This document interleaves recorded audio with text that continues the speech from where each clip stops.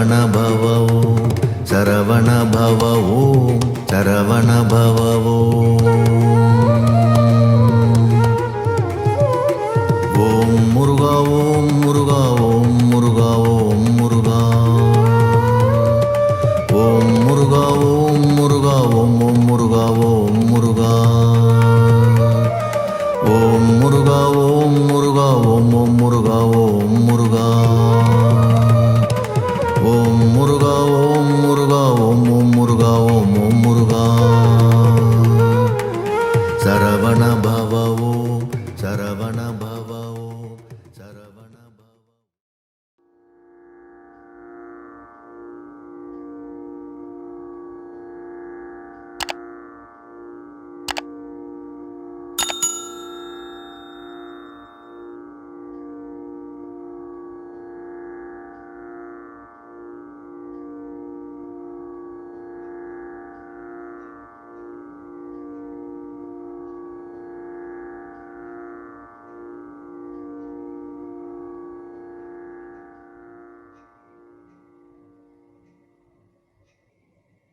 Gently close your eyes.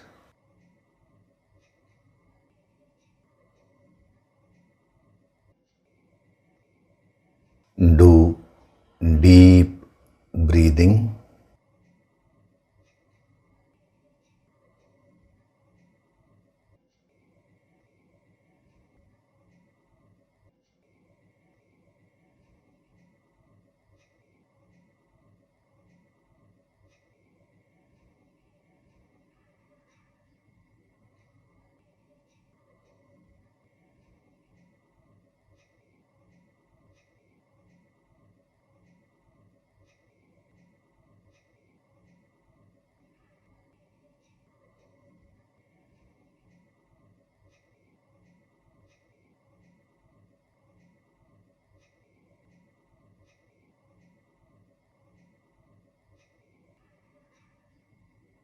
We'll chant Om once together.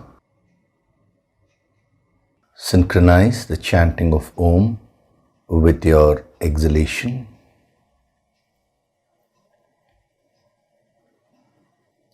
Breathe in.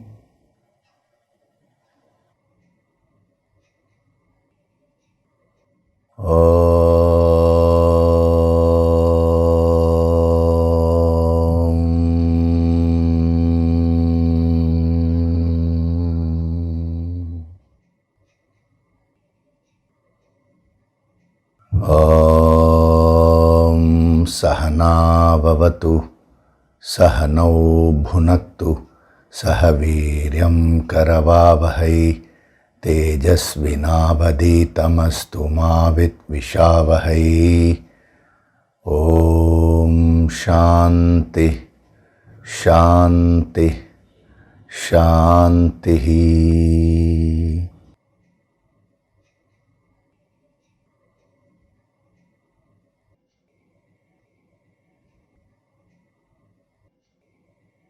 Gently open your eyes.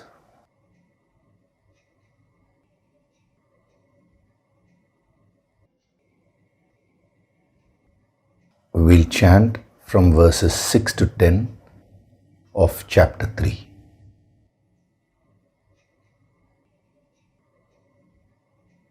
Karmendriyani Sanyamya Karmendriyani Sanyamya Ya Aste Manasa Smaran Ya Aste Manasa Smaran Indriyartan Vimudhatma Indriyartan Vimudhatma Mithyachara Sa Uchyate Mithyachara Sa Uchyate Yastvindriyani Manasa Yastvindriyani Manasa Niyamyarabhaterjuna Niyamyarabhaterjuna Karmendriyai Karma Yogam Karmendriyai Karma Yogam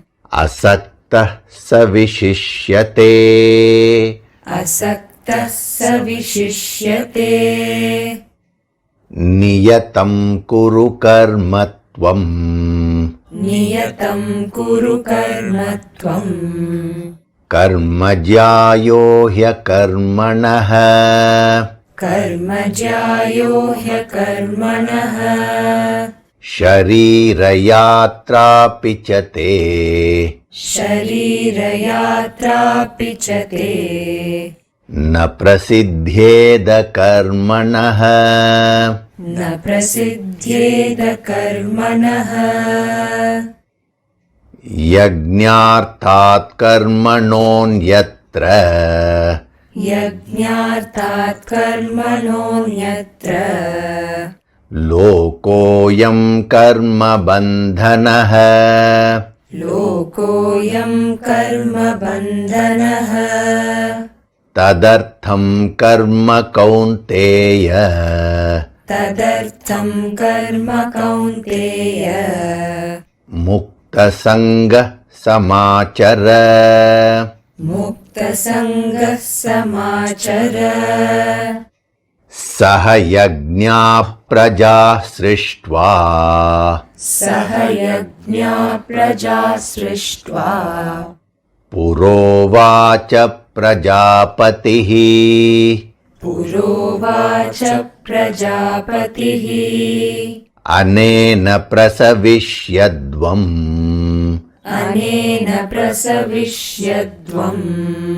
Yeshavostvishta kamadhuk. Yeshavostvishta kamadhuk.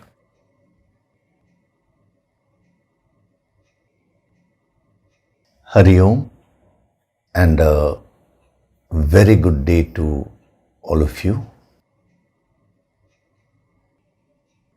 So last week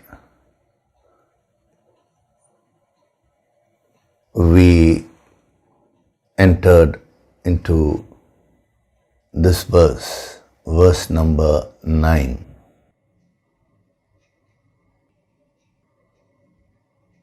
Now, I'm deliberately using the word entered, which means we moved from the previous verse to this verse. Now, why I'm using the word entered is just to make you understand that it is not about the length which we cover, but it is the depth. Last week I was explaining to you about that in detail.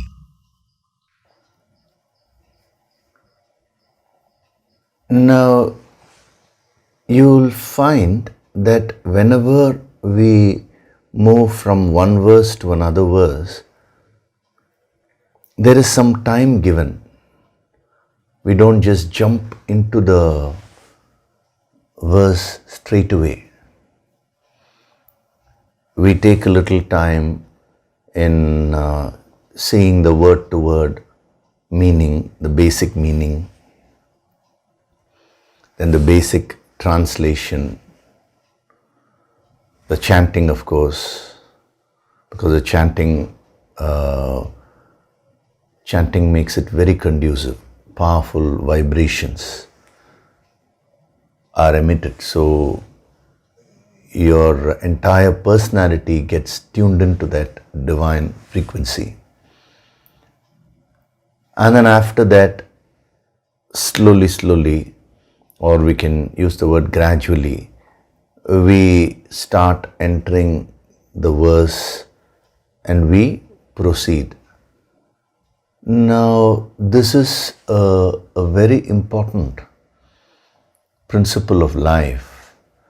In the yogic approach, we use it a lot. That is, when we want to enrich the quality of any experience, we should not rush it through.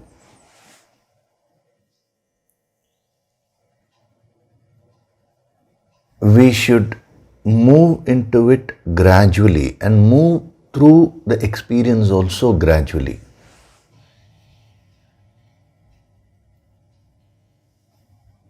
I want you to focus on this point, because if you're able to absorb this,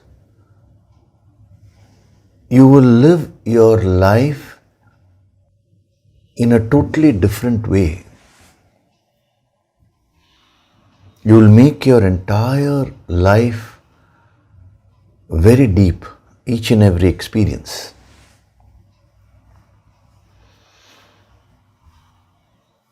When you rush through an experience,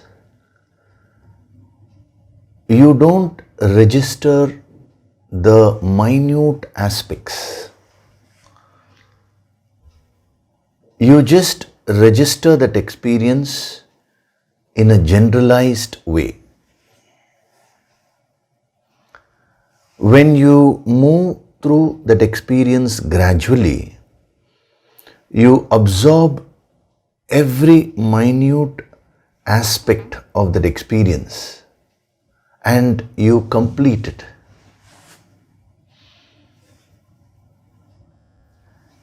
It is like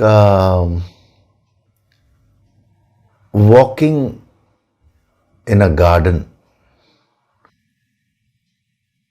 Now, if you just walk without paying attention to what is there around you, you will just be walking, but you will not register the beauty of the flowers, the atmosphere which is created by the butterflies, the birds chirping. So many aspects will be there. You will miss all that and you will just keep moving forward. So quantitatively you would have covered distance, but what about the quality of your experience? That will be very minimum. So there are two aspects. One is generalization, other is getting into the specifics. Now as a sadhak, you need to learn to get into the specifics. See, when this training is being given, when studying these verses, if you are a good student and if you are absorbing everything, now you will carry it forward in your life also. As I have repeatedly told you, yogic approach is not merely restricted to study of the Bhagavad Gita or study of any particular scripture alone. The yogic approach is to be adopted towards your entire life.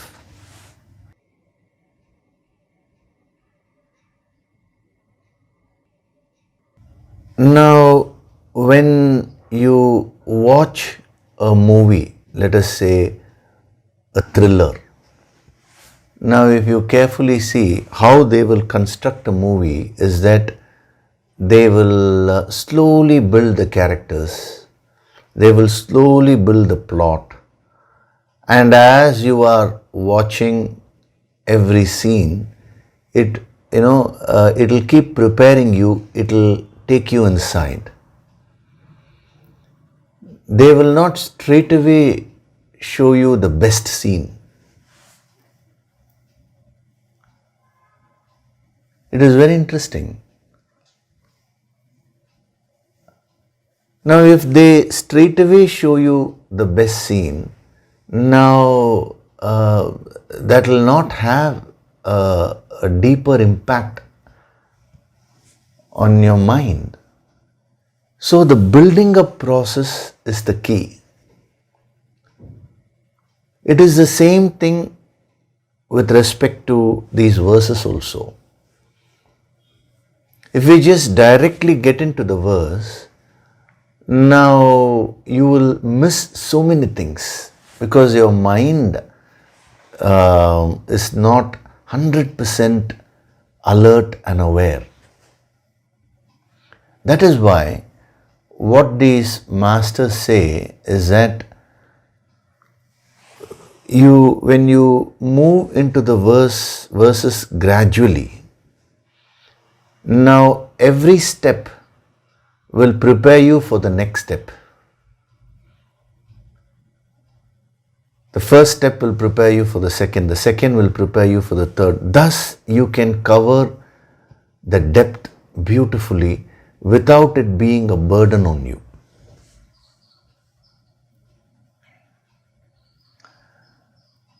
See, even in the Bhagavad Gita, when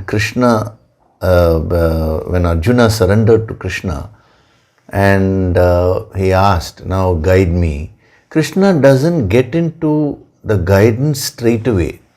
He gradually moves. Someone asked me, that Vishwarupa Darshan chapter, it will come later. Now Krishna showed his universal form. That is a deeper, higher experience which every sadhak will have. Krishna represents the infinite. So Arjuna became very inspired, and after that he became very much attuned to what Krishna was telling him. So someone asked me, why is it that Krishna waited for 10 chapters and only in the 11th chapter he is he's showing the Vishwarupa Darshan. That is, he gave him that higher experience. If he had straight away done it, Arjuna would have become immediately attuned. Now, the answer to that is no. Even though on paper it looks very logical, now the point here is how much is Arjuna's mind prepared to absorb. If Krishna had directly given him that deep experience, now Arjuna would have absorbed very little. Because as I told you last week, it is about the capacity of your mind to absorb. That is what really matters. Not the quantity of information or the quantity of experience which is there before you. So Lord Krishna himself may be with you, but you will absorb his energy only to the extent you can absorb.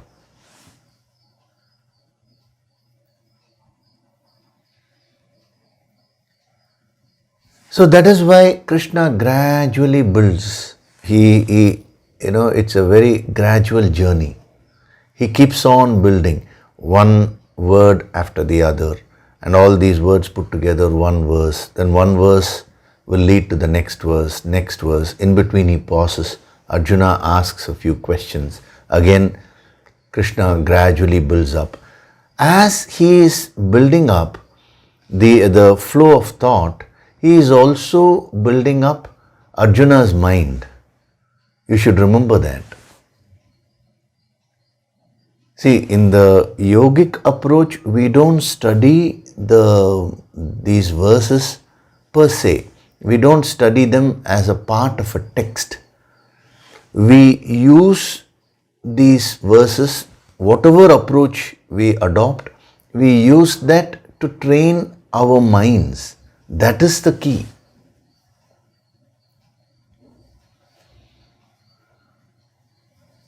So you would have also experienced that. For when you keep attending these Sunday sessions, every session is so absorbing. Every word when we take up is very inspiring, and you try to practice that. You practice that and then you come back next week, a little more we travel. So in that process, after a few months or after a year, if you look at yourself, you will find that your mind would have become so mature. Your mind would have got so much purified than what it was earlier. If the same thing had been covered straight away, now we would have covered a lot of material, but you will still remain where you are. Your mind will be exactly wherever it is. That the condition of your mind will not change.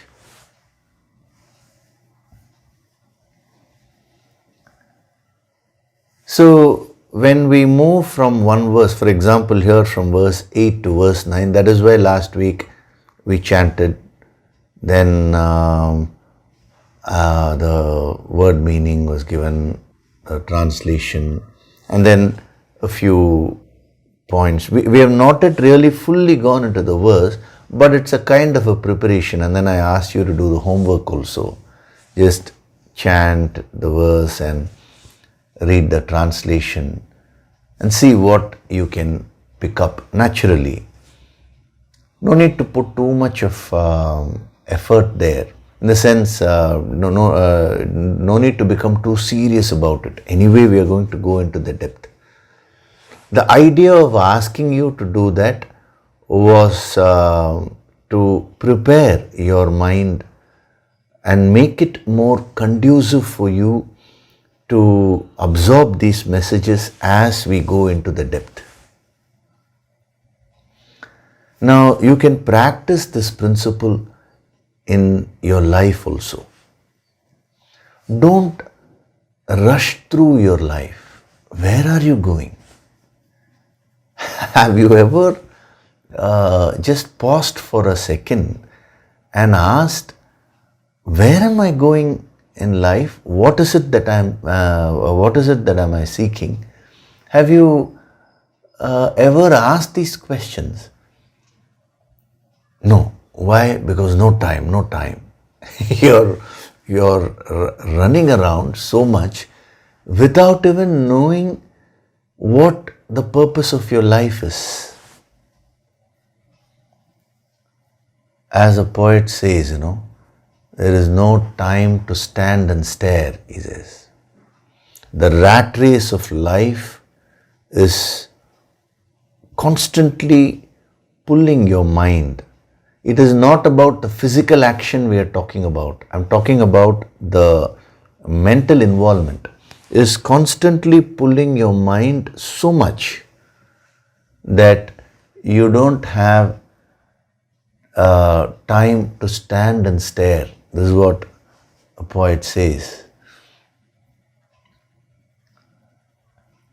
Now, as a sadhak, to increase the quality of your experiences, you can practice this. This is a beautiful principle. Always give yourself some time to get into an experience that will prepare you very well. See, in our traditional system, when a marriage takes place, they have so many rituals. In the good old days, the marriage used to take place for 5 days, but later on it was reduced. Now I think minimum 1 or 1.5 days at least. Various aspects are there. So there are many reasons for all that. The chanting of the mantras, all that is to divinize the whole experience. But apart from that, it is a process of gradually getting into the experience. When you get into an experience very gradually, the effect of that experience will be long lasting. When you rush through an experience, it will have an immediate effect, but then it will die very fast. That is the difference between classical music and non-classical music. You see, any music which is non-classical will become a hit straight away, assuming that it has a catchy tune. It will hit you straight away and it will become a big hit. But within a short span of time, people will stop listening to that. Then the next movie, next song will come. Now that will be a hit for a while. Again that will go away. But any music which is based on classical music, now that song, that kind of music will take a little time to hit you, because you need to gradually get into it, get into the feel of it. But the effect which it creates will be long lasting. So if you want to spiritualize every experience of yours, now you need to follow this. Don't rush through life, but experience everything intensely in a specific way. Don't miss the specifics of life. See, some people have the habit of living their lives in a generalized way. If you are truly absorbing this wisdom, you cannot live your life in a generalized way. When you go into the specifics, that is when you get a deep understanding of what life is. Even in a relationship, I see some people, they are together for 40 years, 50 years, but actually they don't have an in-depth understanding of each other. Why? Because they interact with each other in a generalized way. They don't have the patience to get into the specifics.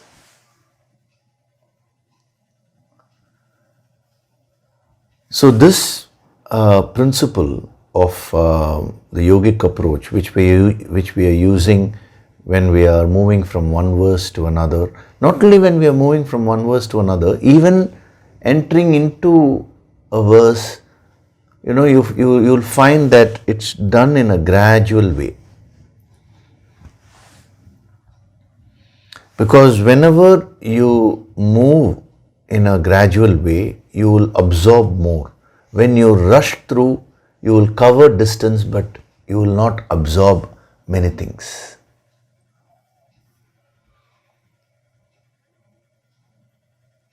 That is why you find Lord Shiva, who is sitting and meditating. Now the Ganges river is flowing from his tresses. It's a beautiful incident where I'm not going into the full story now. Bhagirath, he did some tapas and he requested Ganga to flow down from the heavens. Now, for certain reasons, so that the soul of his ancestors could get ascension. Now, what she told him was that, see, my force is very powerful, so it will completely bore a hole through the earth. So then he asked her, what should I do? She said, you go and request Lord Shiva. So he did tapas, meditation on Lord Shiva, and when Lord Shiva appeared, he requested. He said, can you please do something? So then Shiva said yes.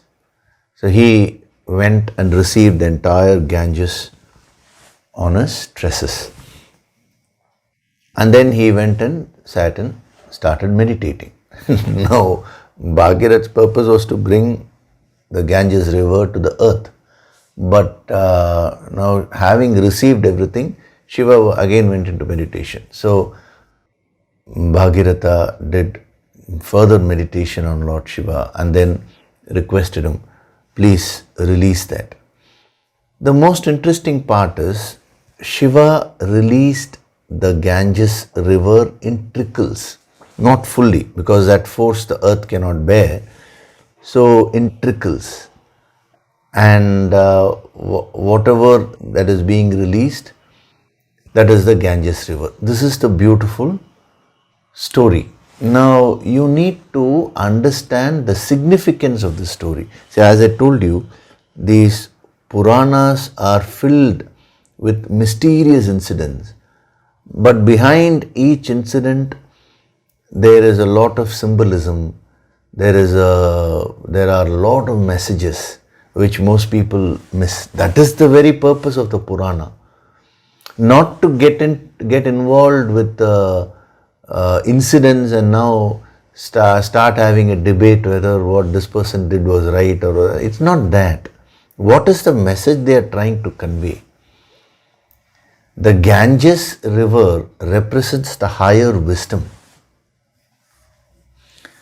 Now, if the higher wisdom, that is why Ganges, they say it belongs to the heavens.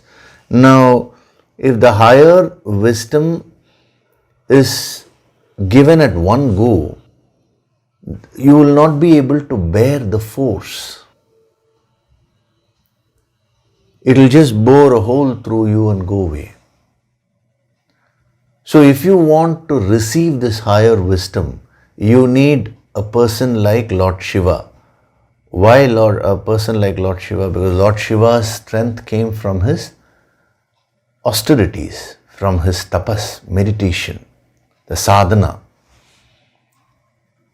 So you need to do sadhana to be able to receive this first. You can receive, you can absorb only to the extent you have done sadhana. The rest will go away.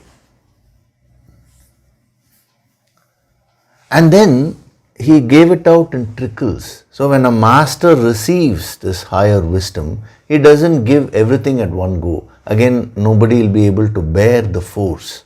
So Lord Shiva letting it out in trickles is symbolic of this wisdom being given gradually. So as a sadhak, if you adopt this approach of not rushing through, but moving into this wisdom gradually, and if you focus on absorption more than rushing through, than covering the quantity, you will benefit fully. It is a question of time. You can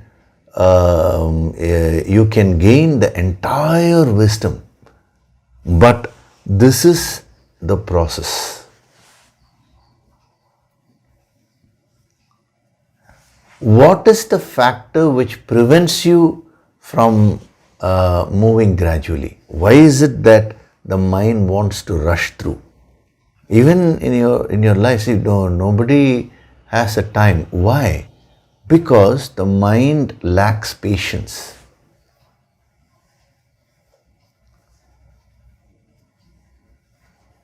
When you are impatient, you want to finish everything fast. In that process of wanting to finish it fast, you actually miss the quality. Now again, this doesn't mean you do things in a very slow way. See, not rushing through, moving gradually is different from doing things in a slow, tamasic way. Some people, they are very tamasic, extremely slow. Such a life will be boring. Like even in movies, there are some movies which will go so slowly that you will find it a little boring, So that shouldn't be your life. So don't get into tamas. This can be misunderstood as tamas also. But we are talking about that tendency to be impatient and rush through your experiences. So if you see any yogi, he will live his life intensely and fully because he practices this beautiful principle. The most interesting part is the people misunderstand spirituality to be against enjoyment. Actually, when you become spiritual, that is when you genuinely enjoy your life very intensely. Because when you rush through life, there is no time to enjoy anything. You neither enjoy the start nor do you enjoy the path, the process, and definitely you don't have time to enjoy the destination also. You're just rushing through. You just quickly move. You start something, quickly move. Quickly means in a hurried way. It's not about external speed. Certain actions will require you to act fast. That is all fine. But without full awareness. See here, when we're talking of rushing through or doing in a gradual way, what is meant is doing things with full awareness. So you just rush through the process, you achieve something, it may be some small thing in life, and then you don't have any time to even enjoy that. Then again you start some other process. This endlessly goes on.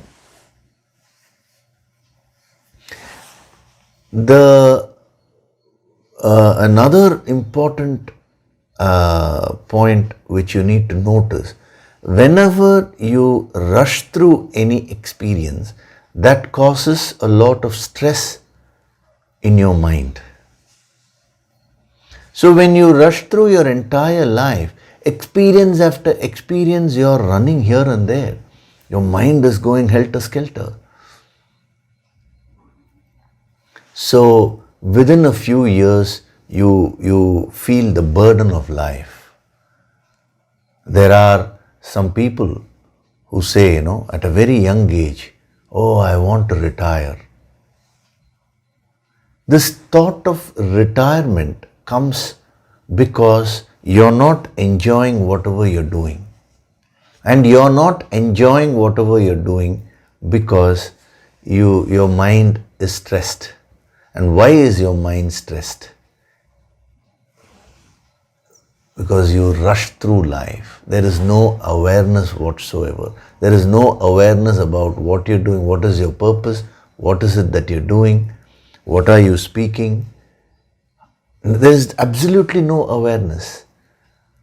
And you don't have time for all this. It is very amusing when people say, I don't have time. Because what is it that you don't have time for? You don't have time to find out your purpose. You don't have time to enjoy your life. You don't have time to just pause and think. Such a life, is it worth living?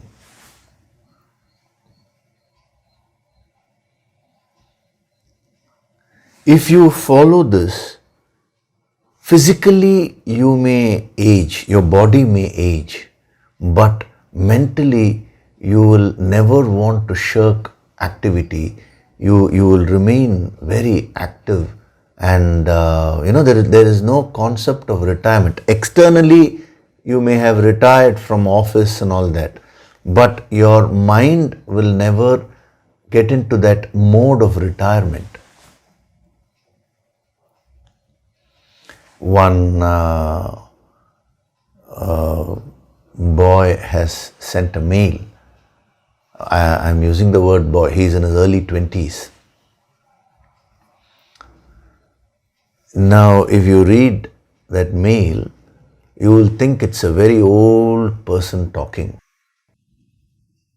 That too, who has suffered so much in life. That's a kind of language. Oh, I went to school and I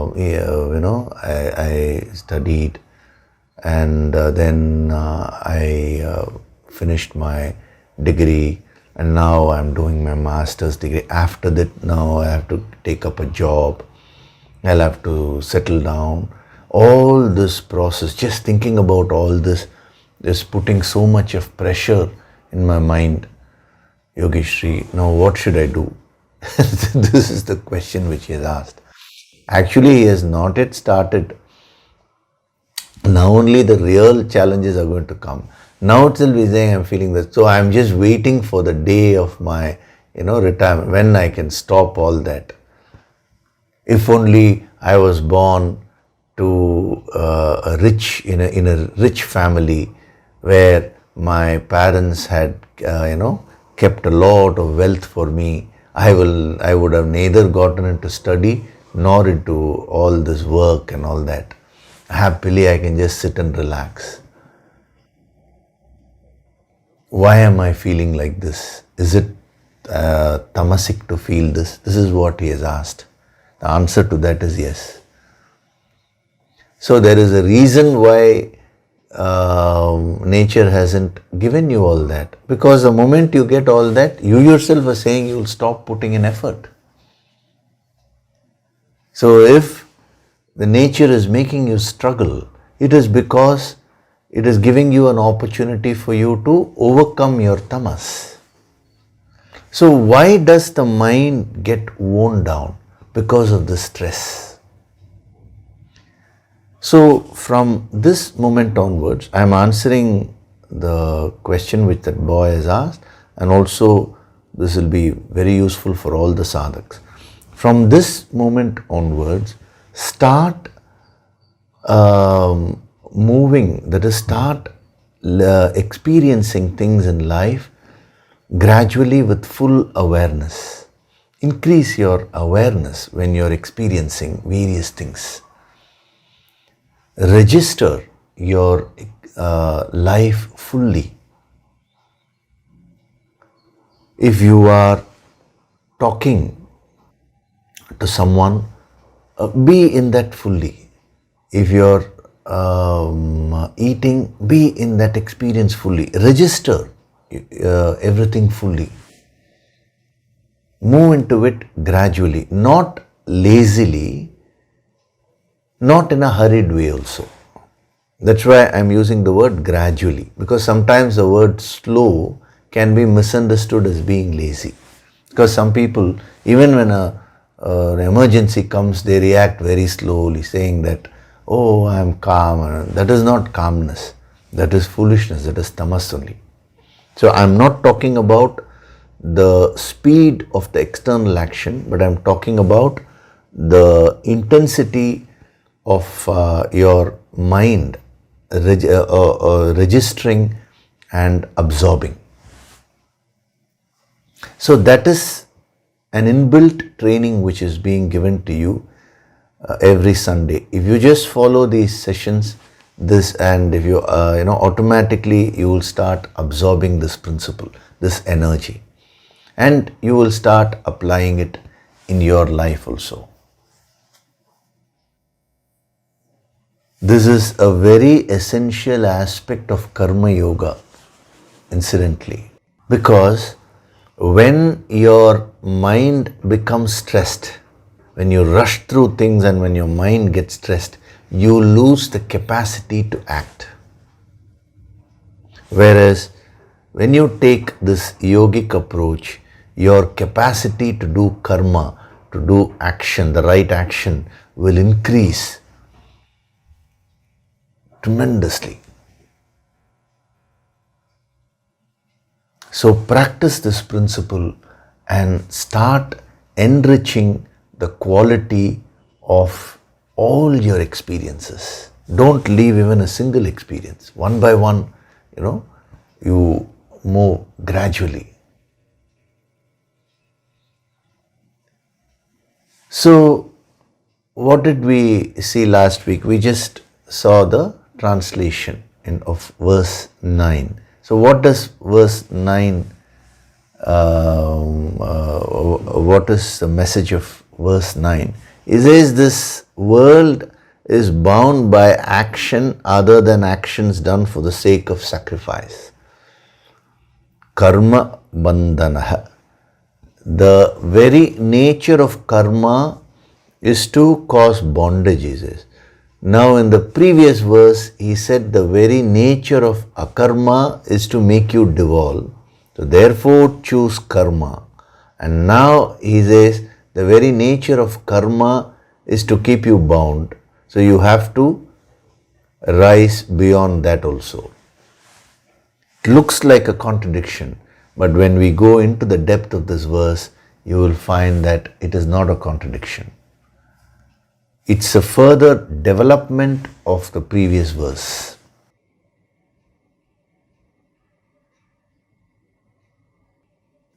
It's like you move from, let's say you want to move from A to B. Now in between there is a place called C. So as a first landmark, you say move from A to C, but don't get stuck there. Your destination is to move to B, not get stuck there fully. So in the previous verse he said move from A to C, start doing karma, move from a karma to karma. But then now he says if you get stuck there, that will cause bondage, karma bandhanaha. Now you will have to rise beyond and go further.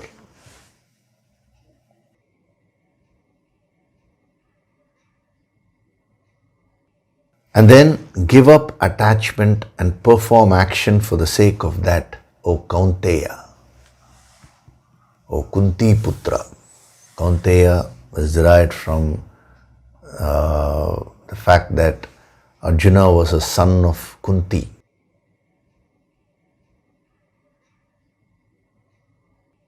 With so much of affection, I touched upon that last week. We will come back to it later. So, the first thing which you need to focus as far as this verse is concerned is this particular phrase, Lokoyam. Lokoyam means Lokaha ayam. Ayam Lokaha. Lokaha means world. Lokaha means world, it means dimension, it means experience, so many things. There are so many dimensions to it. Right now, we'll take the meaning as world. Now, he is qualifying the world and he says, Ayam Lokaha. Ayam Lokaha means this world. So, the central theme of this verse is yajna, but the rest of the which is how he starts, yajnartat karmanonyatra. That's how he starts. But the rest of the verse is there to gradually get you into the depth of what the principle of yajna is. It's very interesting construction,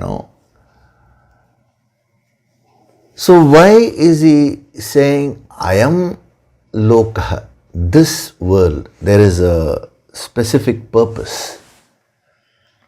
So you need to understand the difference between Lokaha and I am Lokaha. Lokaha means world in general. I am Lokaha means this world, whatever you are experiencing. So, one of the key steps of Karma Yoga is staying in the present activity.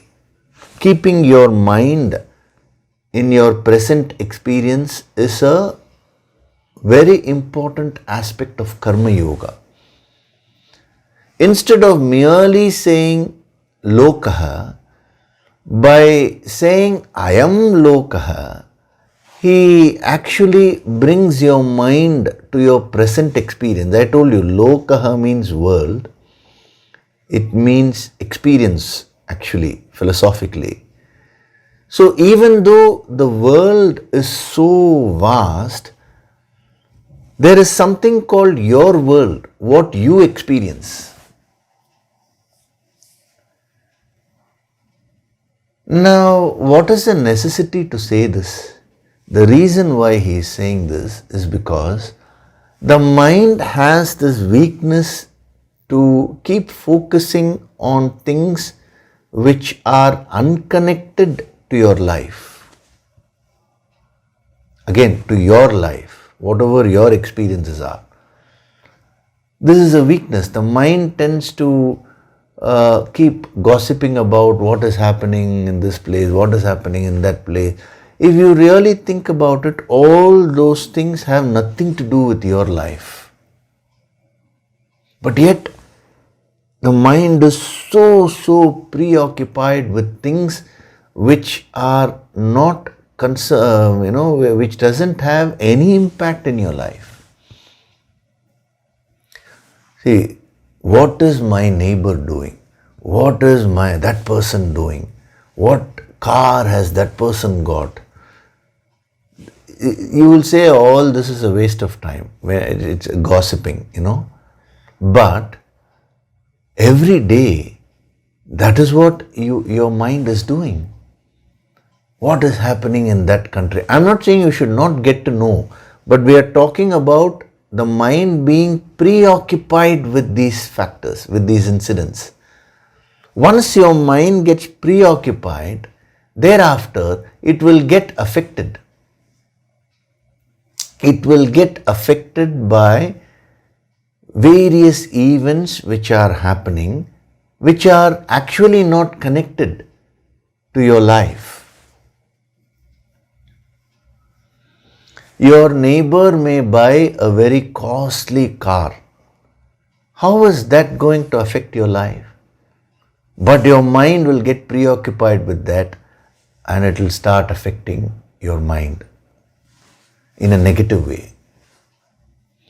So if you were to observe your own mind, you will find 99% of your agitations are because of various preoccupations which you have about things which really don't concern you.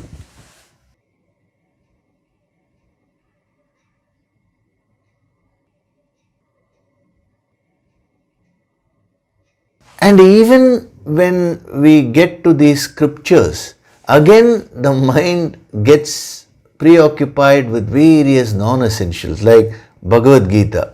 Many people have asked me, so who wrote the Bhagavad Gita? Was it Krishna? Who composed? Was it Krishna or was it Vyasa?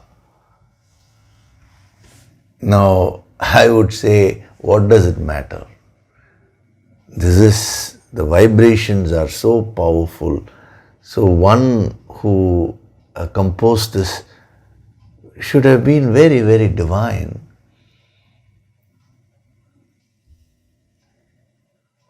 What is the proof that Lord Krishna gave the Bhagavad Gita? Somebody who was a complete manifestation of that infinite alone can give such an energy. And they say it is Lord Krishna. So anyone who gives this should be in that state. So as a sadhak, instead of absorbing the energy which Lord Krishna is giving us, now the mind will immediately get into all that analysis now. And it will get so agitated that it will miss the beauty of this divine energy which is being given. So this is a terrible weakness of the mind, to be over concerned about things which have no relevance in your life, and to get completely preoccupied by that and to become stressed. So if you want to do karma yoga, the first thing is just to relieve your mind of all these preoccupations. How can you do that? He gives a very simple way. It's not about lokaha, it's not about the world. He says it is about I am lokaha, this world.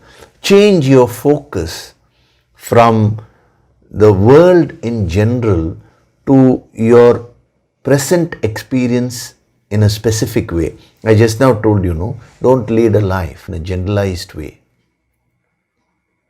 Get into the specifics. How will you get into the specifics? By focusing on your present experience, focusing on your life, your world. There are people who talk about social service, but social service actually starts from purifying yourself. What is the nearest experience which you have? The experience of yourself. So that is why Karma Yoga starts with purifying yourself. And then comes your family. Service starts from your family. Your family, if you don't do your duties in your family, how can you now do seva or service to the rest of the world? Now, this is very important because he starts with I am Lokaha, and later on he will be introducing this concept of Loka Sangraha. Loka Sangraha means the welfare of the world. He will say that should be your motive. Then every action will become Karma Yoga. But before we go to that, he starts preparing you by using this phrase, I am Lokaha. It's Lokoyam, it's a Sandhi, joining in Sanskritam language. So we are splitting it up for easier understanding. This world. So you are bothered about the faults of others, but what about what is happening within you? Ramatita, when he went to Japan for a series of talks were organized for him, and when he went there, a professor of psychology came and met him. And that professor was talking about the faults of everyone. He was saying that person has this tendency, this person has that tendency. Everything he was saying. And then he said, I am not criticizing, I am only reading the psychology of others. So Ramatita smiled and asked him, okay, you are reading the psychology of everyone else, but have you read your own psychology? Who is to read the psychology of your mind? What is happening within you? Have you seen that? In the name of reading the psychology of others, actually you are criticizing, and you are not even aware of that. You are only covering up your weakness of criticizing people as, with this jargon that I am reading the psychology of others. The professor of psychology who had come was a very deep person because he had come to Ramatita to learn only. That was a big lesson which he learned that day. So psychology should start from studying one's mind first. Psychology means what? Studying, a study of the psyche, the mind. Whose mind? Your mind first. Then only others' minds. So Karma Yoga should start from purifying your mind and serving the people whom you are interacting with on a daily basis. If you don't do your duties towards your family, towards your company where you're working, if you're unable to treat them with love and affection, you're very rude to them, and then you're talking about social service, there is no meaning. It is only a boost of one's ego. A yogi is a person who does true social service. How? by purifying his mind, he has got rid of this disease of ego.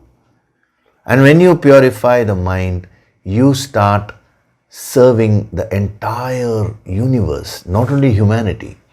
Anyone whom you come in contact with, what you have to give is nothing but unconditional love. Every action becomes karma yoga from there onwards.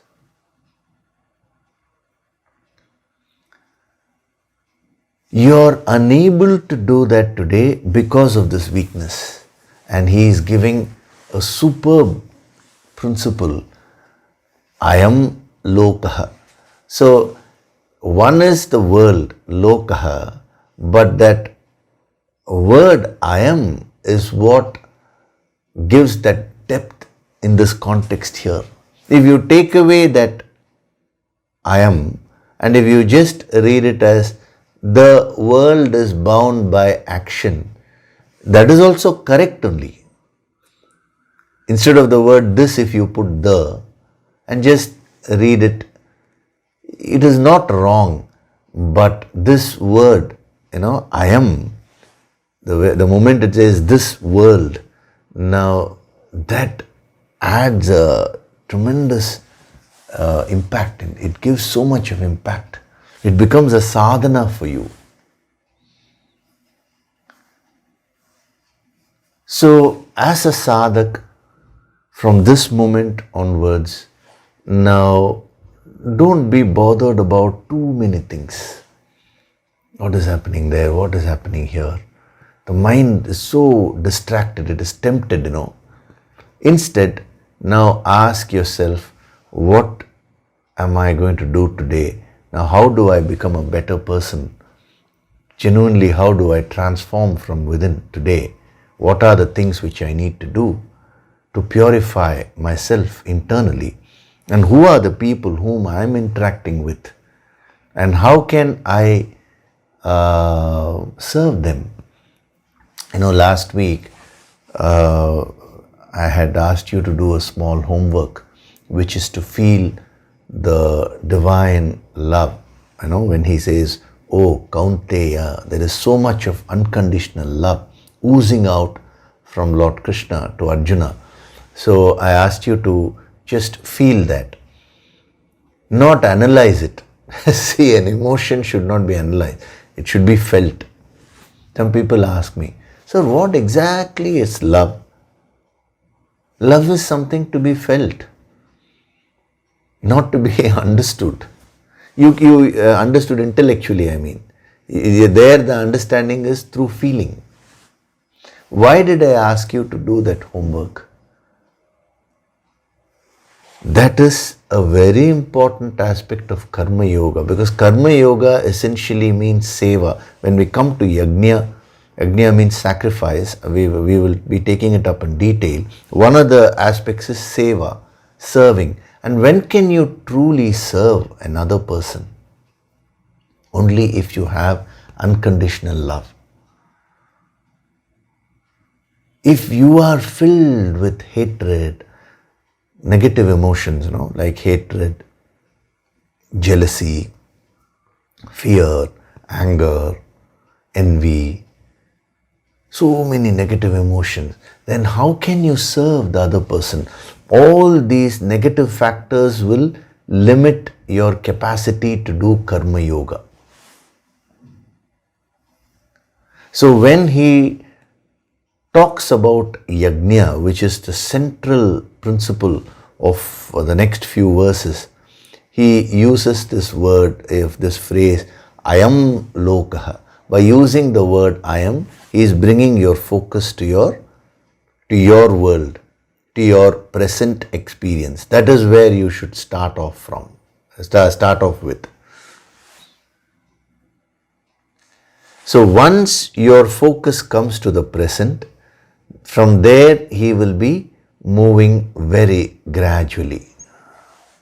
And he will be taking you to the level of Loka Sangraha. So you start with I am Lokaha and you will end with Loka Sangraha. Loka Sangraha means the welfare of the entire Loka. What an amazing approach this is, That's why I keep saying more than the knowledge, the way the wisdom has been given by Lord Krishna is amazing. The psychology of the Bhagavad Gita is extremely fascinating. So, by using the word I am, he is shifting your focus from extroversion. That is, he is shifting the focus of the extroverted mind and he is making it introvert. That is, he is turning the focus inside. Because essentially, you can give to the world what you have with you. You cannot give something which you don't have. And if you have love, you will give love. And seva, service, will be a manifestation of the love. If you have hatred, if you have anger, that is what you can give. And even if you do so-called acts of service, you may join a service club. See, a person who wants to do seva, there is no necessity to join any service clubs and all that. You will require all that. Why? Because the fundamental bhavana is missing. So just imagine if everyone starts purifying his or her internal state, when the mind is rid of all the negative factors, if everyone becomes positive, and then if everyone starts serving the people whom they are interacting with, the entire world will get transformed. So this is true karma yoga, that is purification of your inner personality. That is the first step. And then comes your immediate world, that is the family, the whomever you're interacting with, and then that automatically extends to society, to nation, to the entire world. It will go up to Loka Sangraha. After a few verses, we'll be seeing that also. So, I am means this, that which is nearest to you. Now, how deep you're able to go into that depends on you only. The family, you will say, is the nearest to you. But what the yogi says, what is more near than the family is your own mind, because they don't consider you as the mind. When you identify with the mind, you will think lokaha, world is outside. As you withdraw your consciousness further, you will find that what is happening within you, that is also lokaha. There is an inner world that is more near than the external world. So lokaha can be divided into two.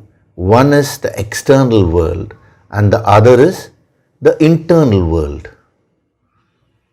So actually, I am lokaha starts from what is happening within you. So self-introspection is the first step towards karma yoga. Self-introspection is not self-criticism. Please understand this. Many people, in the name of self-introspection, they just get involved with their so-called negativities and then they lose all their confidence. No.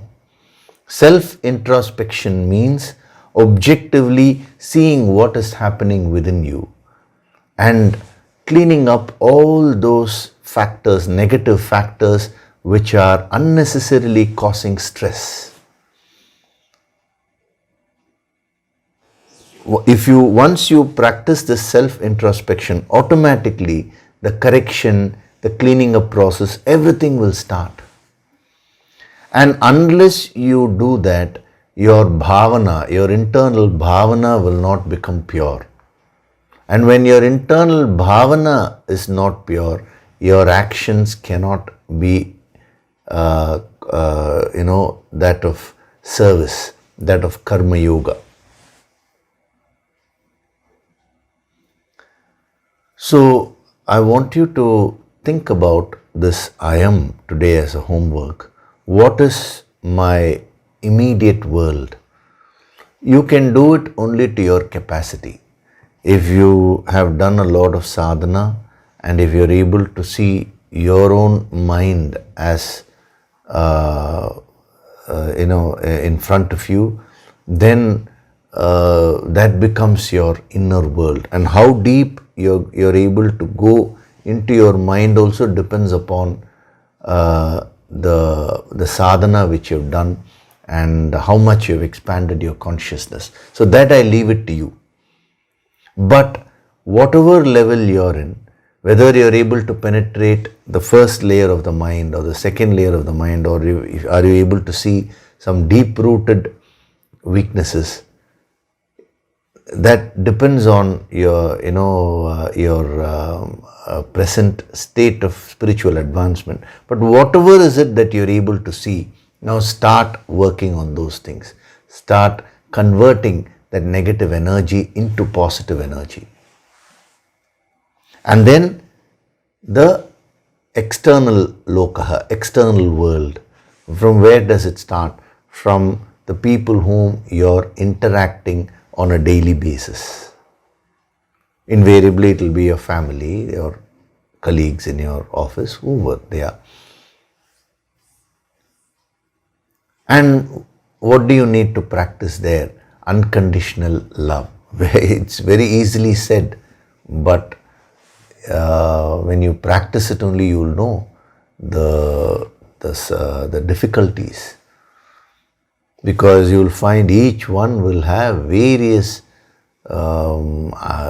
qualities. Some qualities may be very unpleasant, and in those areas how can you practice unconditional love? But these yogis are saying that we have just introduced that now.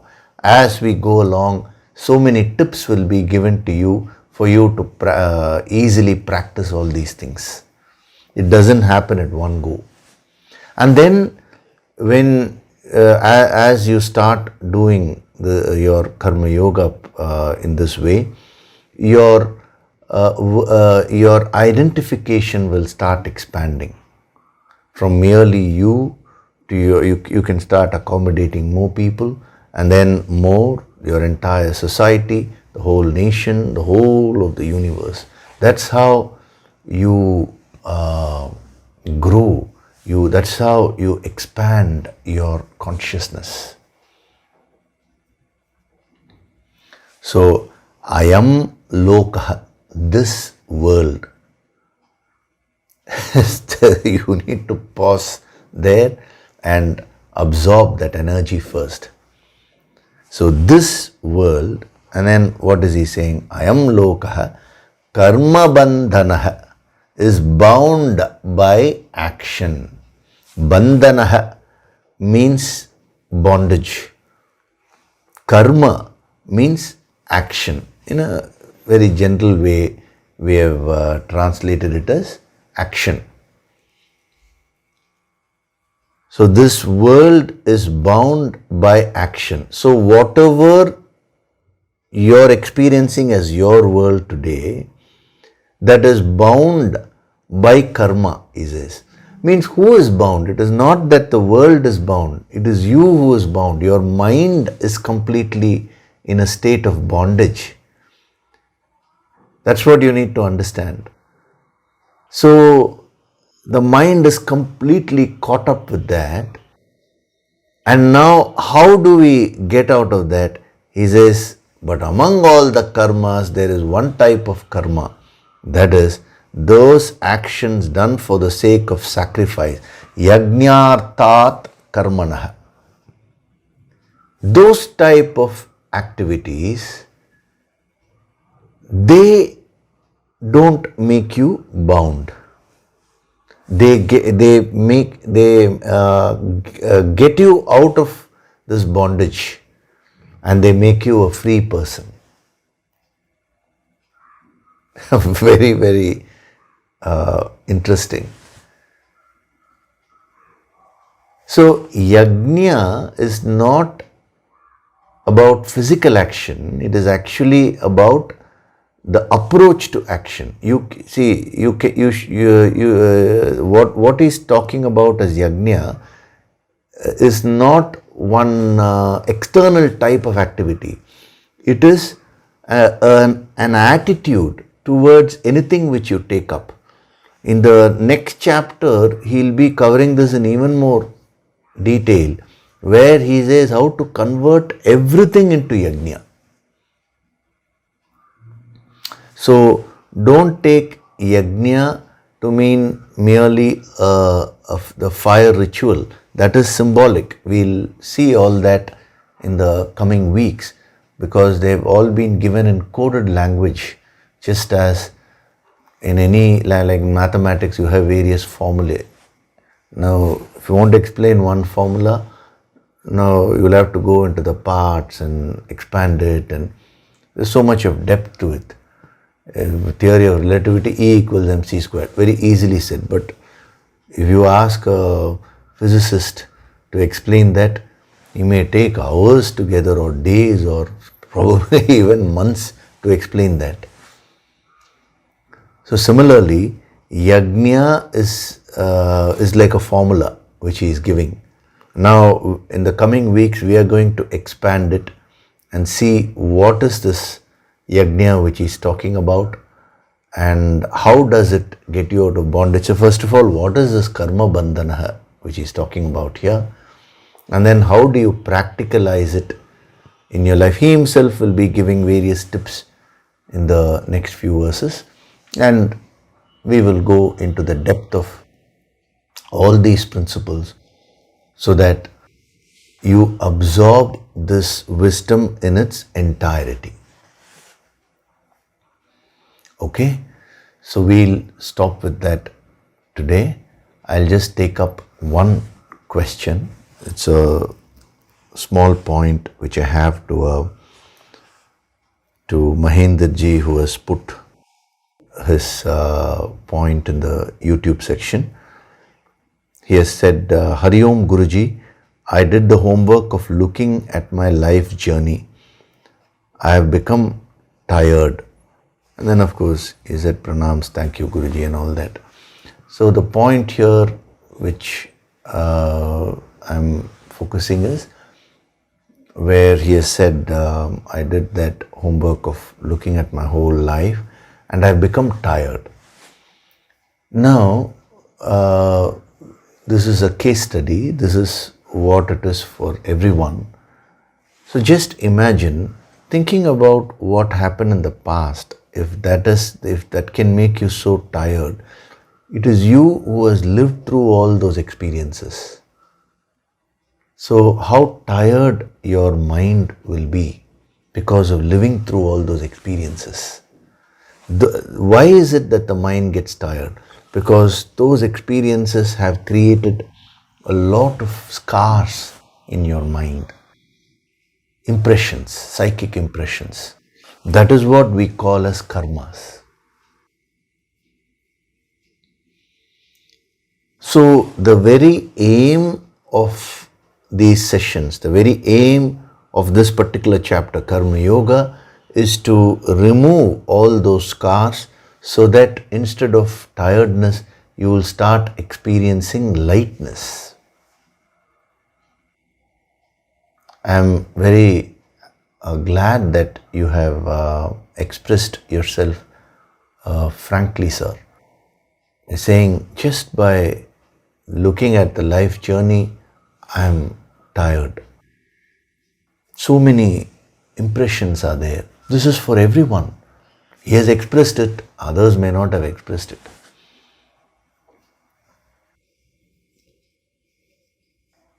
So by living through your life, the mind becomes so tired. And now this formula of Karma Yoga will start lightening you up. A yogi never gets mentally tired. Why? He's full of energy.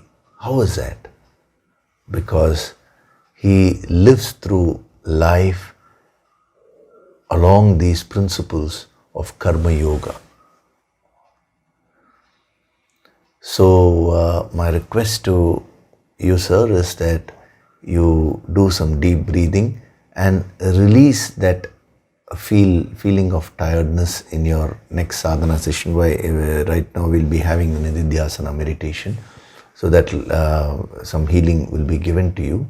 Already the healing process has started. To everyone who is putting down their points in the YouTube section, I'm personally giving them healing as the points are being read. So you will find a lot of changes within you. Now a little more will be given, because you need to get prepared for the Om Saravanabhava Dhyanam event, which is going to happen on 18th. So it is a very interesting point about the tiredness of mind which he has mentioned. We will see about that in the coming sessions also. Okay, so now we'll do the Nididhyasana. Sit in a comfortable position. Gently close your eyes.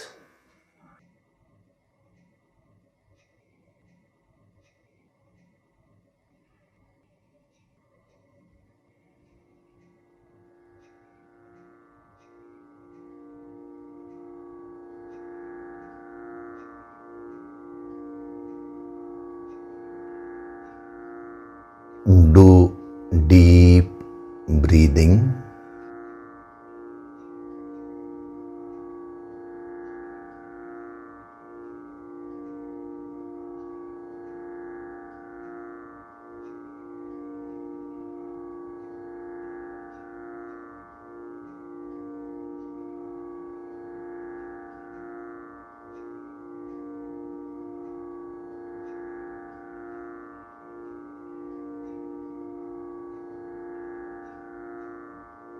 With every breath, I am going deeper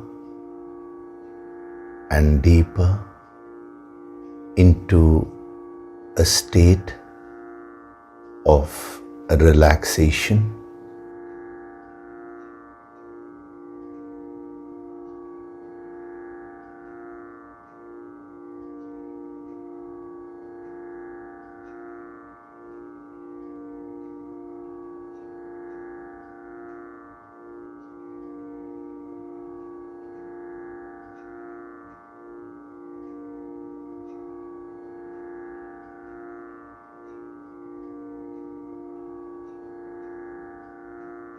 Feel the divine vibrations.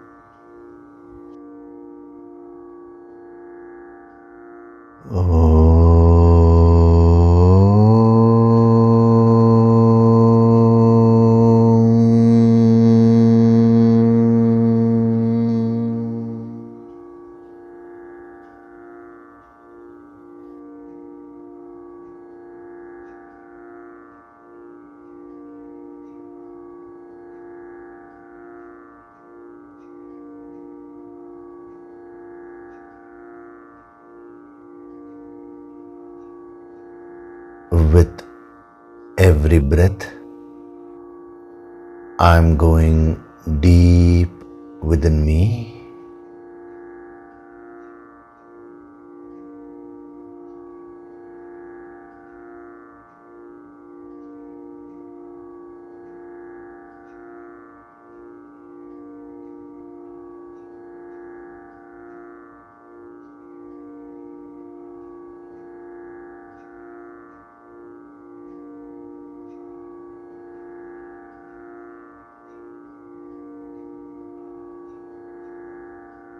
I am not this body.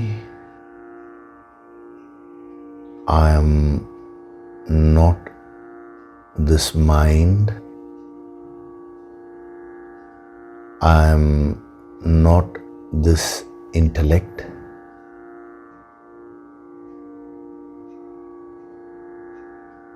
I am that supreme, infinite self.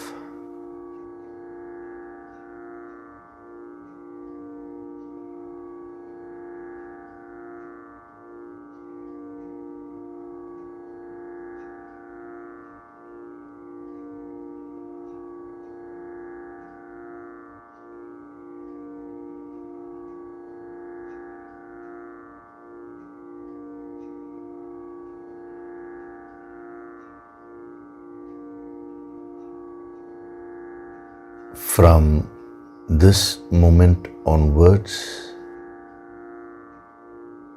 I choose to focus on bettering my present experience.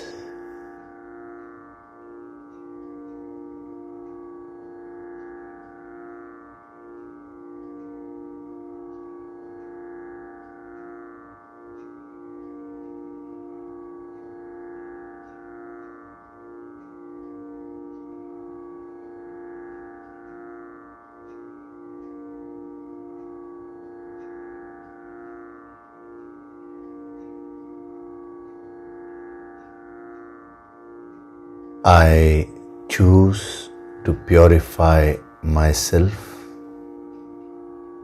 and give unconditional love to everyone with whom I am interacting.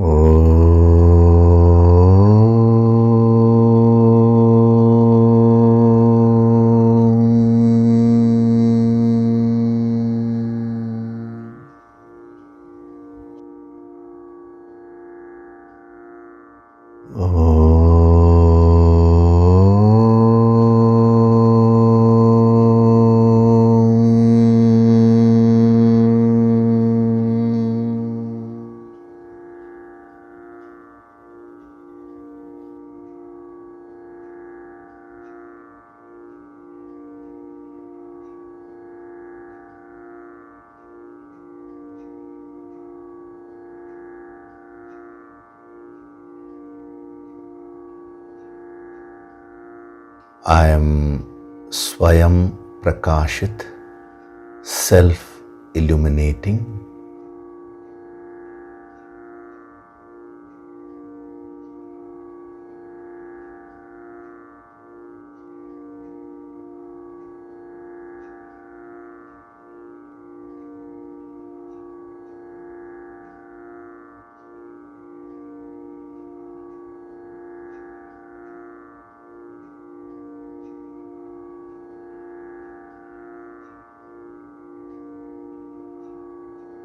Offer your gratitude to God Supreme.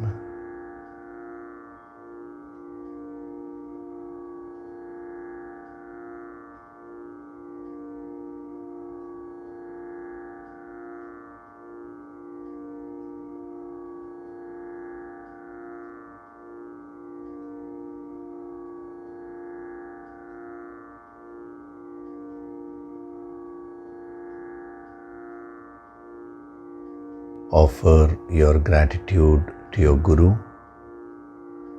and all the holy masters.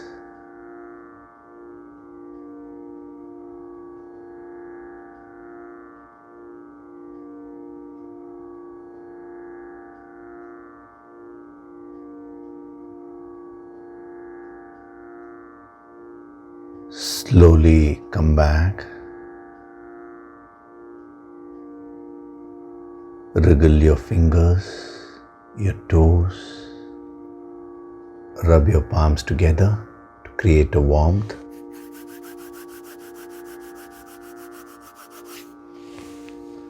Cup your eyes with your palms.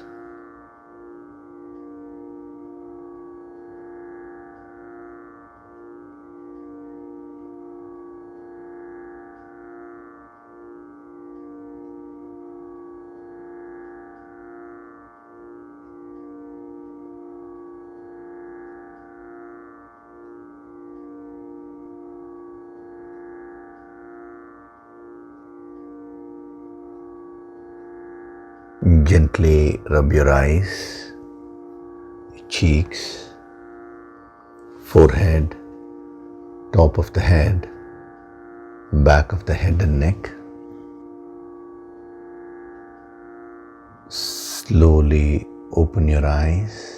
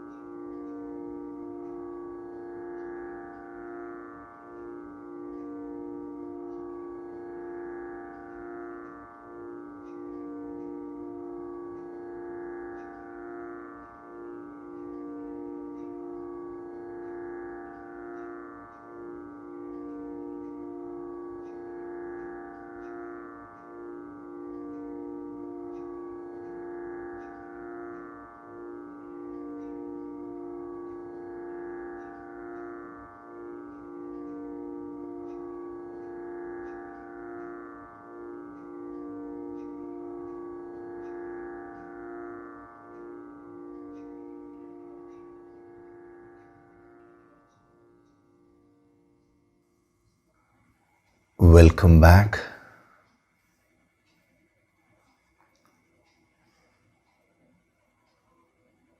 So we had a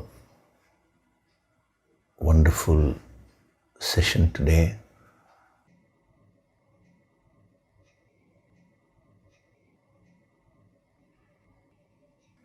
Reflect on this principle of I am throughout your life. You're preoccupied with so many things which have nothing to do with your purpose of life, which have nothing to do with your life itself. So don't fritter away your energies.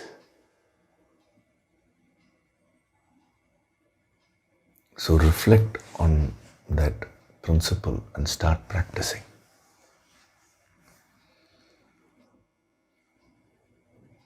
On the 18th of February, we are going to have the divine launch of Om Saravanabhava Dhyanam. It's going to be very powerful.